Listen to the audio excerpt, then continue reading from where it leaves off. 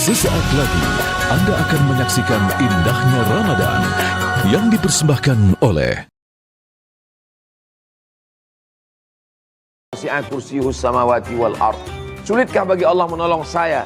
Wala ya'uduhu hifzuhuma wa huwal aliyyul azim.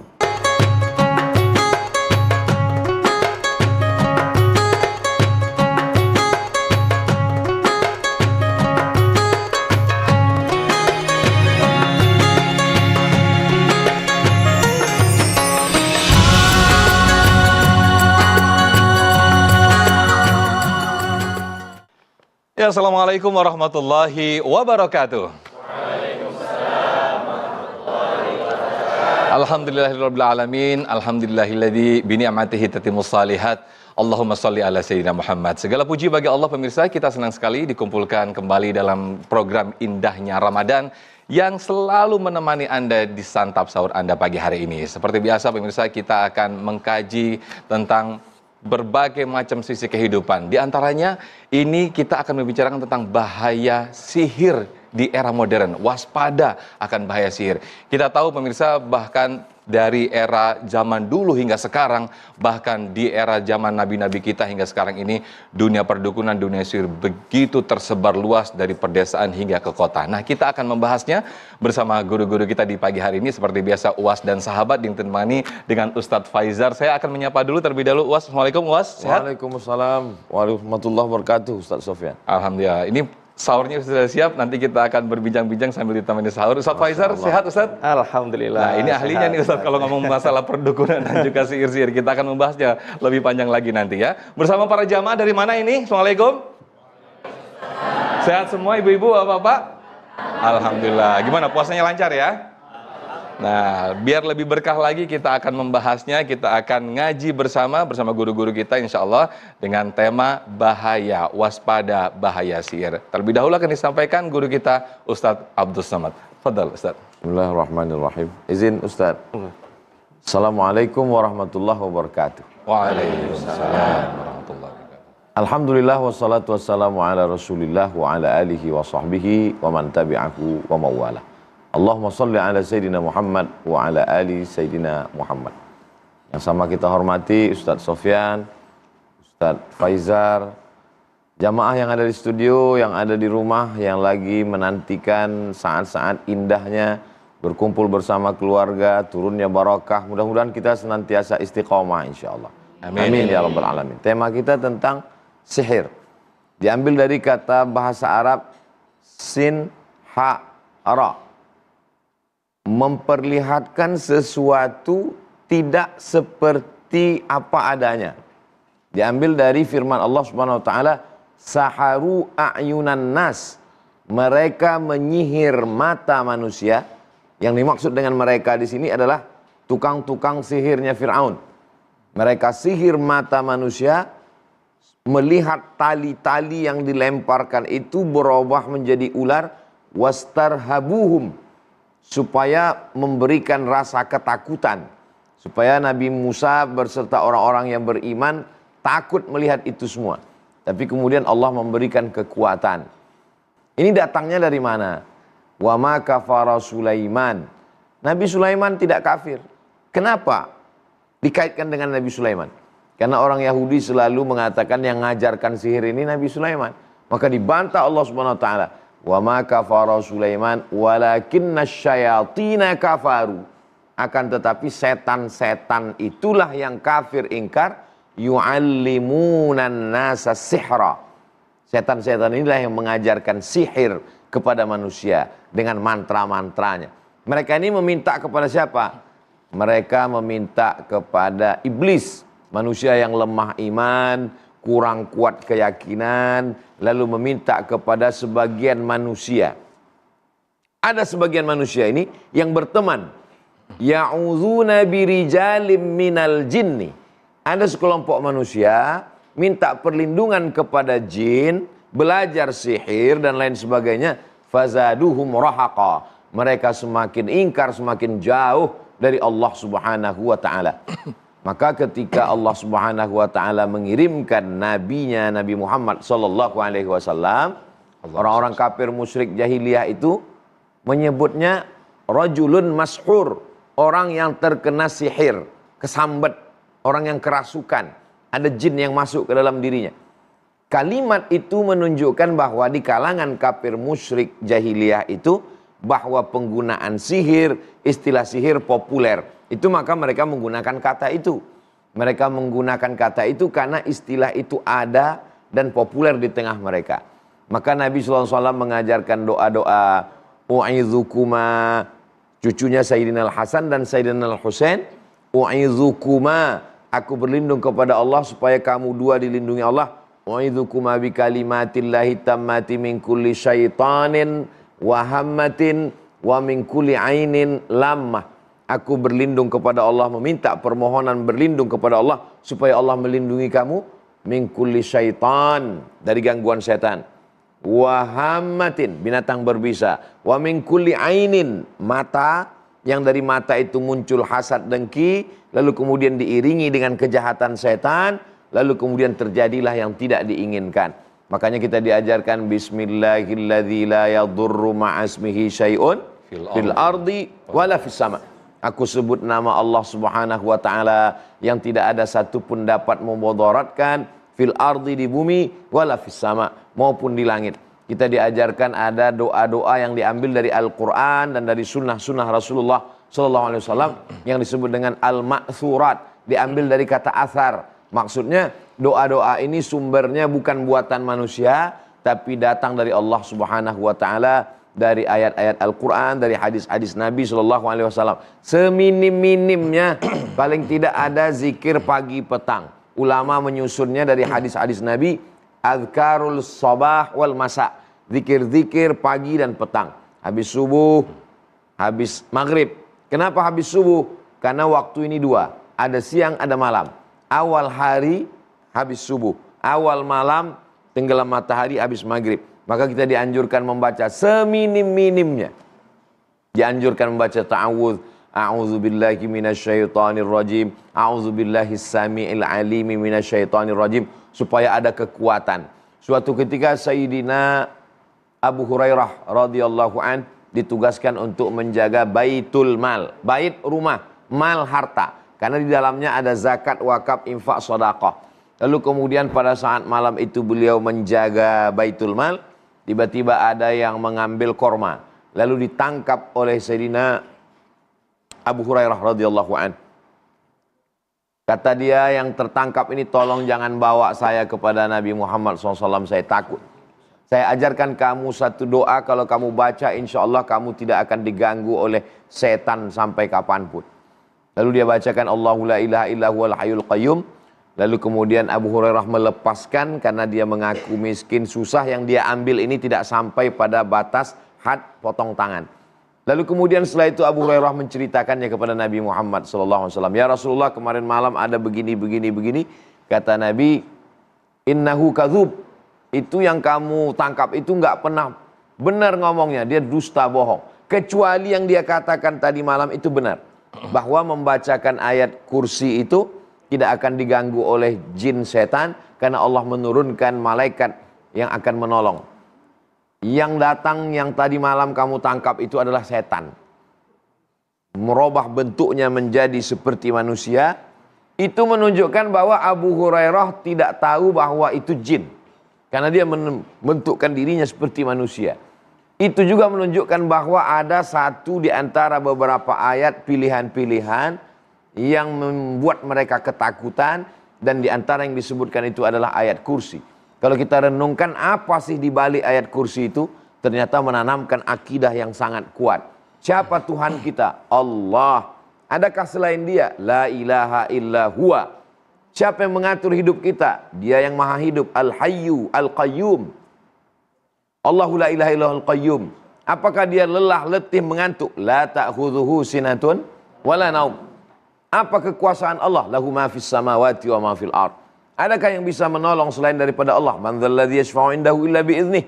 Tahukah Allah apa yang ada rasa takut di hati? Ya'lamu ma baina aydihim wa ma khalfahum wa la yuhituna bi syai'in min 'ilmihi illa bima syaa'. Bagaimana kekuasaan Allah? Wasi'a kursiyyuhus samawati wal ard. Sulitkah bagi Allah menolong saya? Wala ya'uduhu hifzuhuma wa huwal aliyyul azim. Jadi kalau kita baca, ini hanya sekelumit bagian kecil saja, Ustadz Faizar yang spesialisasinya di bidang ini, Masya Allah, tabarakallah. Demikian Ustadz Sofyan. Baik, Masya Allah, tabarakallah, syukran jazilan Ustaz Abdul Somad yang telah menjelaskan kepada kita, memberikan pemaparan kepada kita bahwa Islam telah mengajarkan kepada kita, memberikan pandangan tentang sihir. Bahkan Nabi Sulaiman alaihissalam pun difitnah oleh kaum kafir bahwa telah menyebarkan sihir, namun dibantah langsung oleh Allah bahwa yang menyebarkan sihir sendiri adalah jin. Kita akan mengenal lebih dalam lagi seperti apa praktek-praktek sihir di era modern sekarang ini atau di era digitalisasi seperti sekarang. Nanti akan dijelaskan lebih dalam lagi bersama Ustadz Faizar. Kita akan lanjutkan sahur lagi. Silakan. Baik, alhamdulillahirrahmanirrahim. Masya Allah, tabarakallah, kita kembali menemani santap sahur Anda di indahnya Ramadan. Masih dengan tema besar kita, bahaya sihir di era modern seperti sekarang ini. Tadi di segmen 1, UAS telah menjelaskan bagaimana luar biasanya dahsyatnya sihir itu. Kita akan mengenal lebih dalam lagi seperti apa sih praktek-praktek sihir di era modern seperti sekarang ini. Ustadz Faizar akan menjelaskan kepada kita semuanya. Fadhal Ustadz. Mohon izin Ustadz. Bismillahirrahmanirrahim. Assalamualaikum warahmatullahi wabarakatuh. Waalaikumsalam. Alhamdulillah wassalatu wassalamu ala rasulillahi wa ba'du.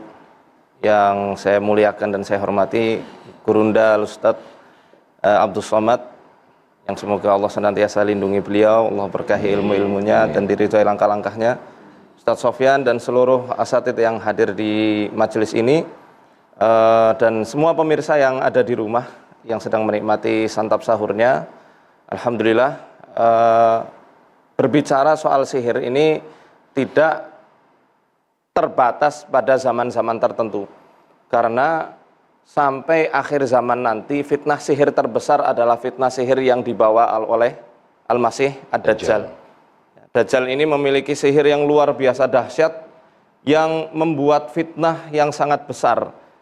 Dalam sebuah hadis sampai dikatakan tidak ada fitnah di sepanjang sejarah kehidupan manusia yang lebih besar dan lebih dahsyat daripada fitnahnya Dajjal yang memiliki sihir-sihir itu.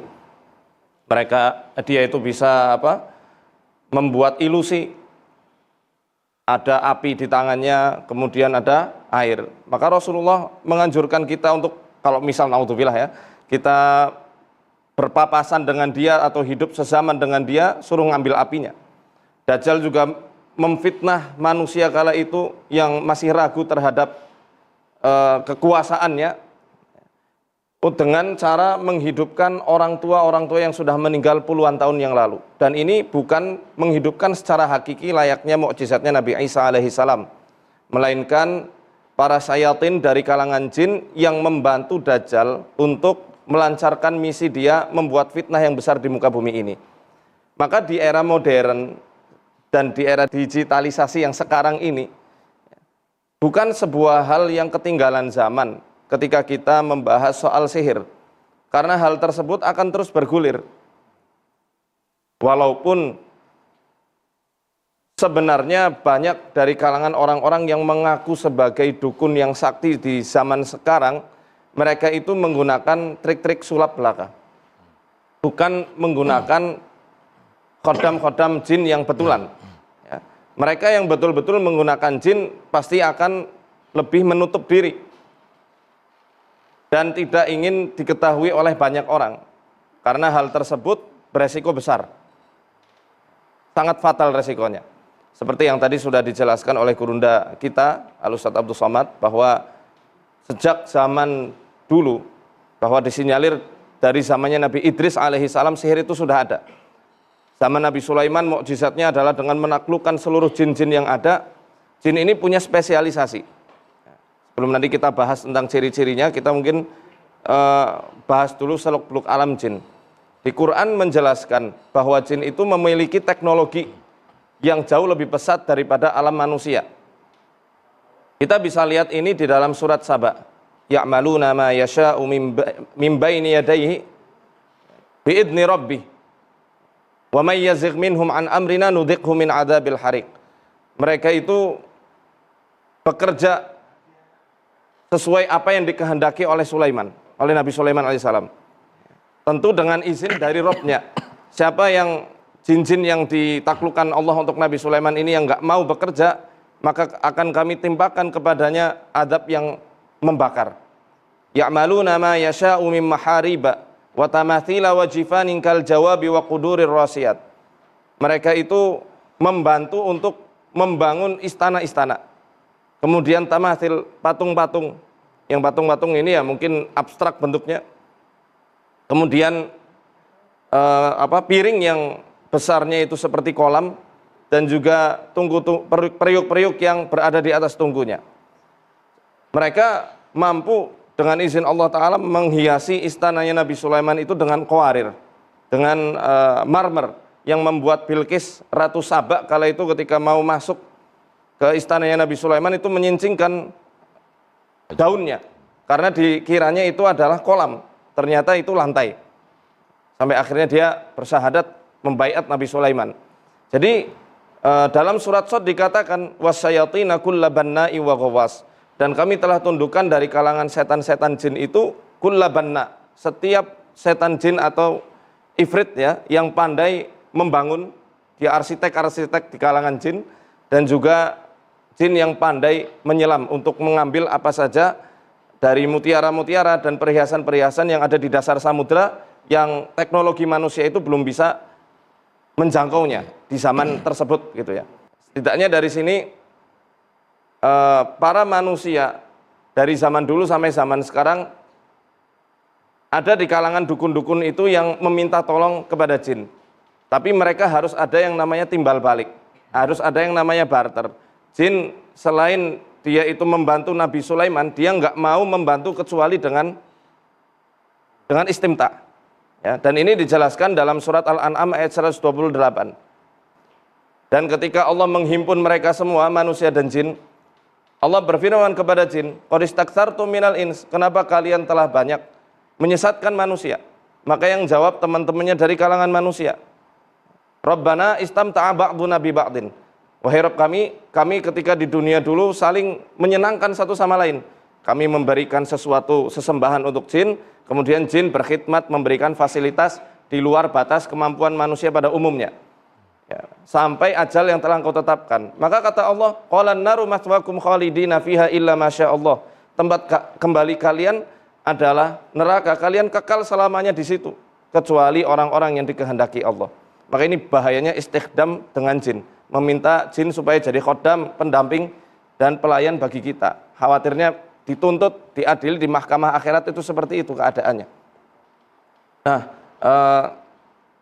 karena Nabi Sulaiman ini mukjizat, ya dikiranya sama orang-orang Yahudi dia melakukan sihir, ya tadi Al-Quran menyucikan dan membersihkan nama Nabi Sulaiman alaihissalam.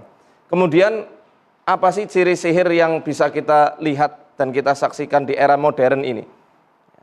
Tahun 2012 saya kemarin baru sowan Ustadz ke salah satu dokter di Yogyakarta.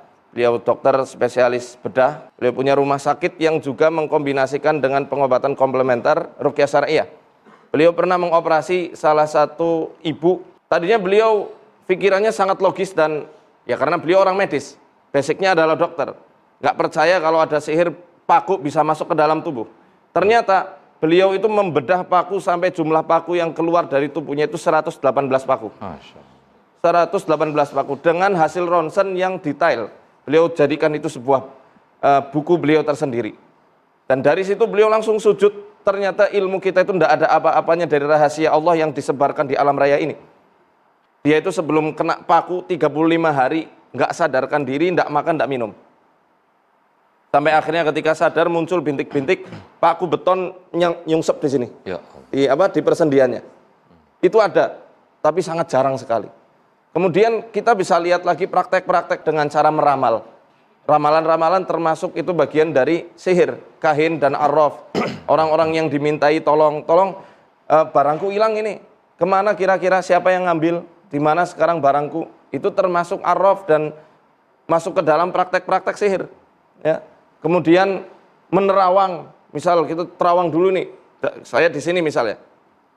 Kemudian si dukun ini menerawang kondisi rumah saya yang dia belum pernah mendatangi rumah saya. Ini termasuk juga bagian sihir dan bantuan setan. Syekh Abdul Wahab Asy'arani di dalam kitab Al-Minnah Husaniyah mengatakan, "Wa man kushifa lahu amma yaf'aluhu an-nasu fi qu'uri buyutihim." Siapa yang disingkapkan supaya dia bisa melihat apa yang ada di seluk-beluk rumah seseorang, fahuwa kasfun syaitaniyun, maka itu adalah kasyaf yang ditimbulkan oleh para setan. Fayajibu alaihi taubatu minhu fauron, maka wajib bagi orang itu untuk bertobat dari kemampuannya itu secepatnya. Maka penerawangan, memindahkan penyakit ke hewan itu termasuk sihir-sihir yang masih ada di era modern. Walaupun juga banyak yang menggunakan praktek sulap belaka.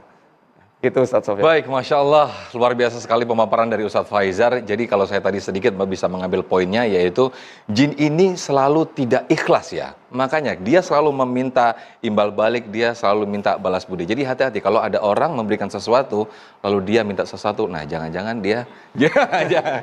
Nah nanti kita akan bahas lebih dalam lagi. Saya yakin ini banyak sekali pertanyaan-pertanyaan dari para jamaah yang ada di sini, bagaimana mengenal sihir, mengenal dukun dan segala macam, banyak sekali. Atau jangan-jangan langsung ada yang mau praktek rukyah di depan nanti ya. Baik, nanti akan kita lanjutkan sesaat lagi. Kita lanjutkan sahur lagi, silakan Ustaz. Baik, Masya Allah, Alhamdulillah, Tabarakallah, ini kita sudah kembali di indahnya Ramadan, masih membahas tema besar kita, bahaya sihir di era modern seperti sekarang ini. Masya Allah, tadi UAS dan juga Ustaz Faizal telah menjelaskan betapa luar biasanya, dahsyatnya sihir yang menimpa manusia. Oke, saya sudah bersama jamaah. Ini siapa yang mau nanya, jamaah? Waduh, banyak sekali. Saya sudah bersama jamaah yang di sini. Saya persilakan terlebih dahulu untuk berdiri. Bapak siapa? Silakan dikenalkan dan juga diajukan pertanyaan. Silakan, Pak. Bismillahirrahmanirrahim. Assalamualaikum warahmatullahi wabarakatuh. Waalaikumsalam warahmatullahi wabarakatuh. Nama saya Kurtubi. Dari pemaparan yang disampaikan oleh Ustaz Abdul Somad tadi, bahwa ada satu bacaan yang disampaikan setan kepada Abu Hurairah untuk membaca ayat kursi agar bisa terhindar dari gangguan setan. Nah, kira-kira Ustadz, itu ada SK-nya, syarat dan ketentuannya berlaku atau tidak, Ustadz? Karena banyak orang yang kadang-kadang sudah hafal di ayat kursi, tapi tetap aja bisa kerasukan setan, jin, dan lain sebagainya. Atau bahkan kadang-kadang untuk mengucapkan saja kita agak kurang yakin. Apakah kira-kira ayat kursi saya ini benar-benar memang bisa menghilangkan jin, setan, tidak, Ustadz? Kira-kira SOP-nya seperti apa untuk bisa kemudian ayat kursi itu menghilangkan jin dan setan. Terima kasih Ustaz. Assalamualaikum warahmatullahi wabarakatuh. Waalaikumsalam. Silakan duduk kembali Pak Kurtubi. Silakan Ustaz Abdul Samad. Imam Jalaluddin Abdul Rahman As-Suyuti menulis kitab judulnya Laqtul Marjan. Di situ diceritakan tentang seorang raja di Irak, punya keluarga adik perempuan yang sakit diganggu oleh jin, kerasukan terus. Maka dimintalah Imam Ahmad bin Hambal, meninggal tahun 241 Hijrah, untuk datang ke istana mengobati keluarga ini. Imam Ahmad bin Hambal termasuk orang yang zuhud. Dia tidak mau datang. Karena kalau datang ke istana itu, zaman dulu ulama takut menjatuhkan muruahnya, takut rusak hatinya. Maka dia kirimkan terompah kayunya. Ulama kalau berwudu di dalam kamar mandi, di toilet itu, mereka tidak mau kakinya menempel ke lantai, takut was-was. Sunnahnya pakai sendal. Sendalnya itu dulu terompah kayu. Maka kata beliau kepada petugas istana, bawakan saja terompah kayu ini. Maka dibawakanlah sendal terompah kayu itu ke dekat adik yang sakit tadi. Alhamdulillah, enggak pernah kerasukan lagi, sehat. Lalu kemudian sampai suatu hari tiba-tiba kerasukan lagi.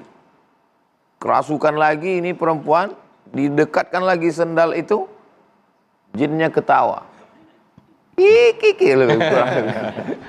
Kedengeran ya Ustaz ya? Dia ketawa, dia katakan, saya bukan takut sama sendal ini, saya takut sama yang punya sendal. Terus sekarang kenapa kamu masuk lagi? Yang punya sendal udah meninggal. Ternyata Imam Ahmad bin Hambal sudah meninggal. Jadi kalau orangnya bertakwa, jangankan ayatnya, sendalnya aja ditakutin. Jadi Bapak Ibu jangan heran nanti kalau sendal Ustadz Faizar hilang. Mungkin sudah diambil, ada yang kerasukan. Jadi bukan merendahkan ayatnya. Gunnya itu penting, senjatanya penting, tapi man behind the gun. Orang yang ada di samping senjata. Jadi sebenarnya ingin saya sampaikan, sesuaikanlah makna tauhid di dalam ayat itu dengan ketauhidan dan kekuatan kita kepada Allah. Ini bukan mantra, bukan bim salabim abrakadabra. Demikian.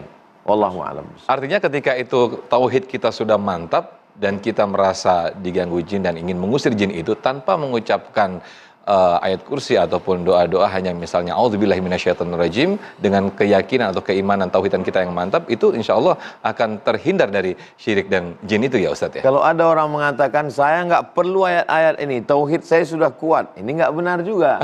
Karena dia meninggalkan sunnah.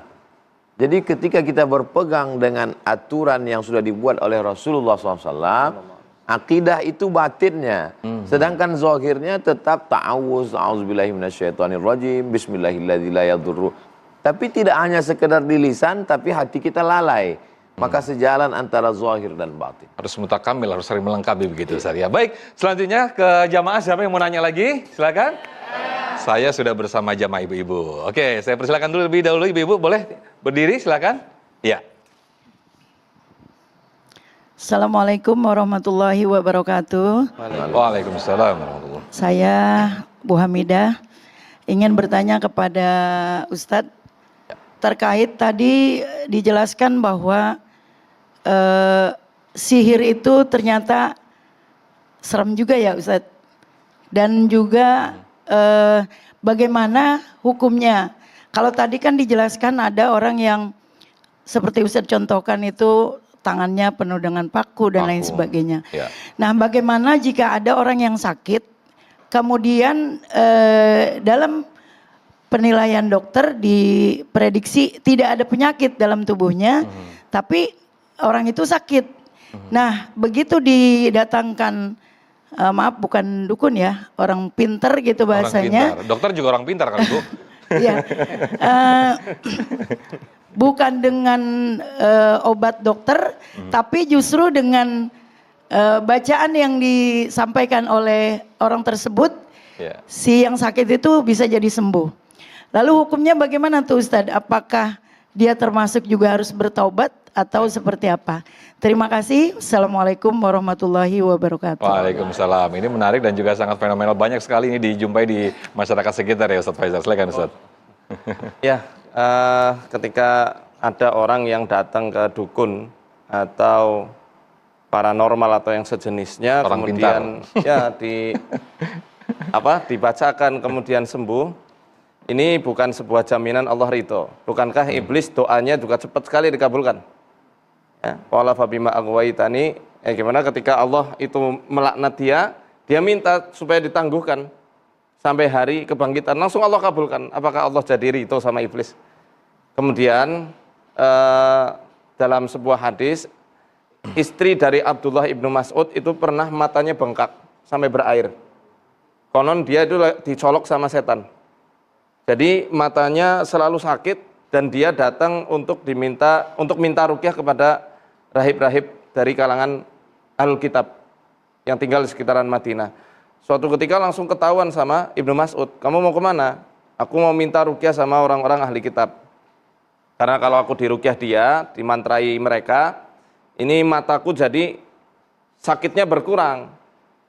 Airnya hilang, air mata yang terus-menerus keluar itu. Akhirnya Ibnu Mas'ud melarang, jangan minta ruqyah karena aku pernah mendengar Rasul bersabda, innar ruqa wat tamaima wa tiwalata syirkun. Sesungguhnya ruqyah mantra, kemudian tamaim manik-manik yang buat tolak balak ya. Kemudian tiwalah ilmu pelet, jaran goyang, semar mesem, ajian kunjali itu kesyirikan kata Rasul. Otomatis yang disifati syirik ya haram. Tapi karena terdengar Rasul mengatakan ruqyah kok syirik, ini masih terlalu general, datanglah Auf bin Malik al-Asja'i. Kemudian datang juga keluarga dari Amr bin Hazm. Tanya kepada Rasulullah, kunna narqi fil jahiliyah, kami semasa jahiliyah suka meruqyah ya Rasul. Bagaimana pandangan engkau terhadap apa yang kami lakukan, ruqyah yang kami lakukan itu? Rasul tidak langsung melarang, i'ridu alayya ruqakum la ba'sa birruqa ma lam yakun fihi syirkun.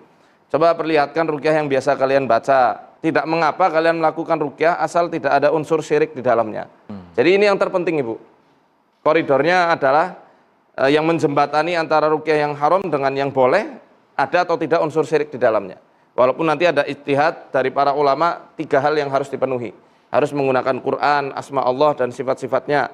harus menggunakan bahasa Arab atau bahasa yang dipahami maknanya oleh orang yang dibacakan, dan harus meyakini yang menyembuhkan itu Allah, bukan ruqyahnya, apalagi si diri peruqyahnya. Jadi seperti itu. Baik, terima kasih Ustadz Faizar. Mungkin ini juga jadi pengalaman dan juga apa yang pernah dirasakan para jamaah dan juga para pemirsa yang ada di rumah. Mungkin kita pernah pas lagi tidur nih Ustadz, kita mimpi buruk. Kemudian di dalam mimpi kita itu kita udah berdoa, jadi kayak setengah sadar gitu Ustadz. Nah, ketika kita ingin berdoa mengucapkan ayat kursi, atau mungkin ada kejadian yang lain tidak sedang tidur, kita mau berdoa kok kayaknya keluh sangat berat sekali gitu Ibu ya. Mungkin ini pernah juga dialami. Ini apa yang terjadi UAS dan juga Ustadz Faizar? Dijawab nanti ya, kita sahur lagi ya. Nah, kita sahur lagi, silakan Ustadz, silakan Ustadz.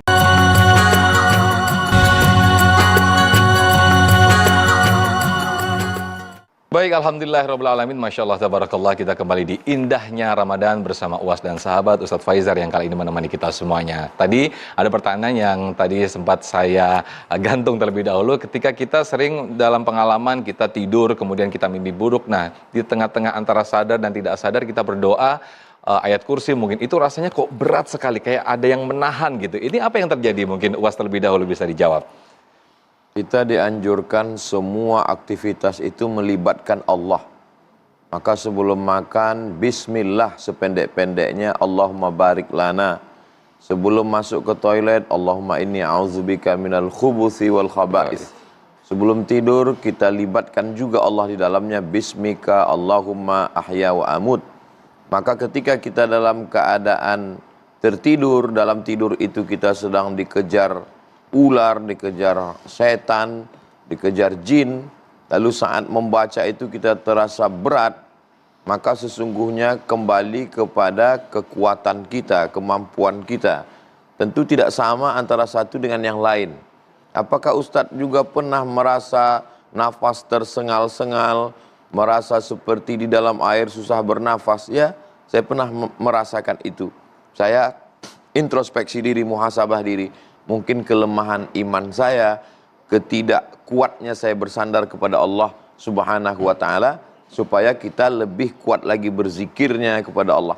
Maka kita dianjurkan wala takun minal ghafilin. Jangan jadi orang yang lalai. Dari mulai kita bangun tidur sampai kita tidur, alhamdulillah di bulan Ramadan kita begitu dekatnya dengan Allah Subhanahu wa taala.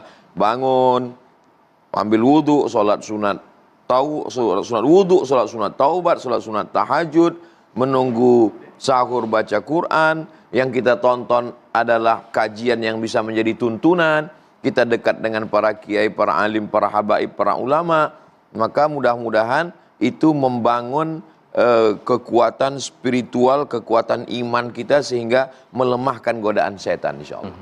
Demikian insyaallah. Masya Allah, amin, amin ya rabbal alamin. Berikutnya saya ke jamaah. Siapa yang mau nanya ini silakan? Oke, silakan Ibu, boleh berdiri. Assalamualaikum warahmatullahi wabarakatuh. Waalaikumsalam warahmatullahi wabarakatuh. Nama saya Yuyun dari Majelis Taklim Al-Huda. Ya.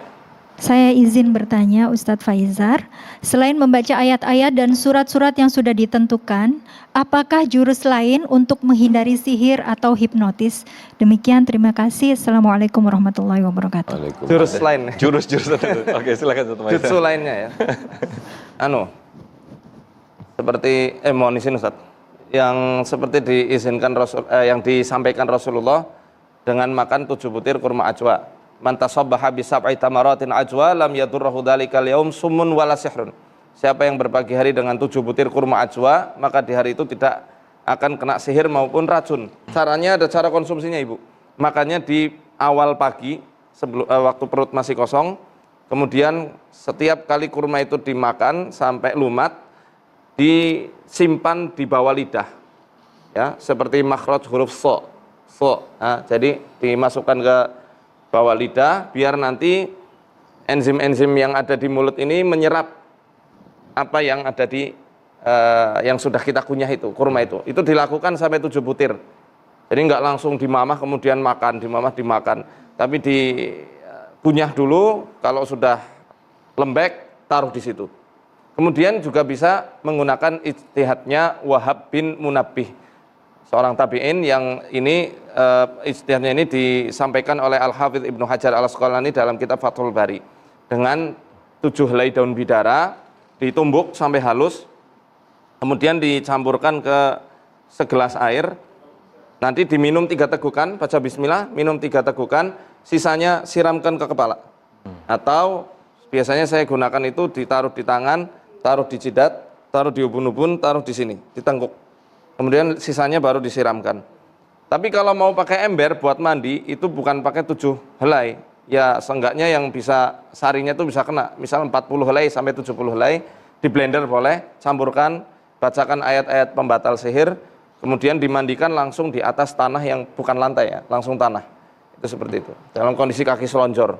Disiram dari kanan, kaki kanan sampai pundak, kaki kiri sampai pundak, habis itu kepalanya. Oke, Masya Allah. Wallahualam. Baik, mungkin ada tambahan sedikit dari Ustadz Abdul Somad untuk menghalau dahsyatnya sihir di era modern ini. Silakan Ustadz.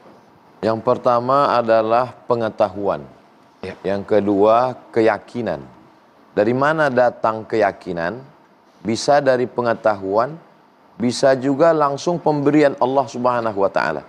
Jadi pentingnya ilmu, seperti dikatakan Ustadz Faizar tadi, jangan kita mudah tertipu.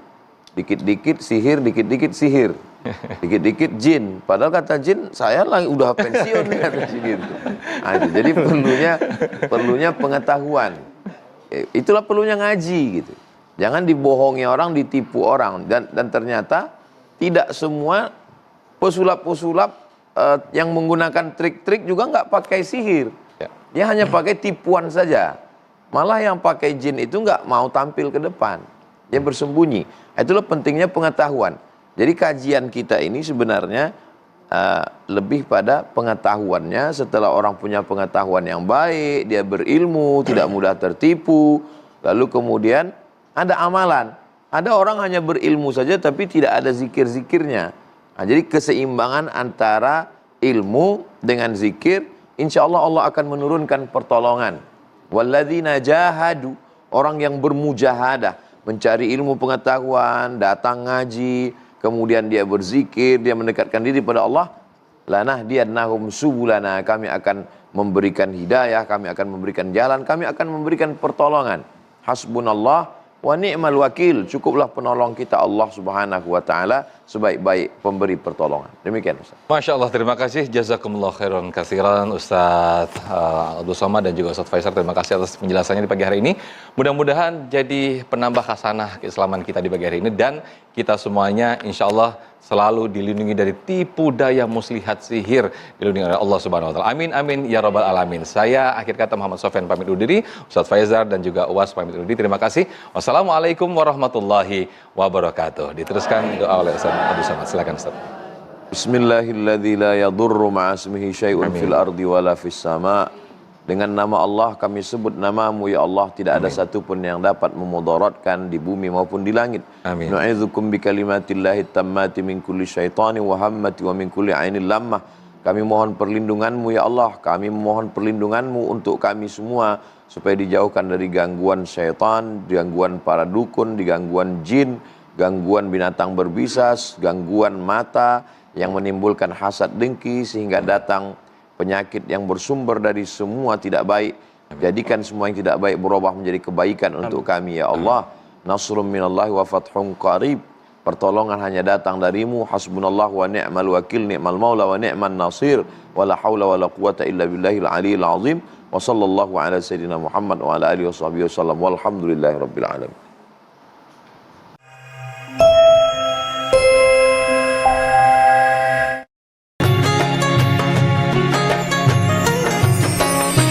Anda baru saja menyaksikan Indahnya Ramadan yang dipersembahkan oleh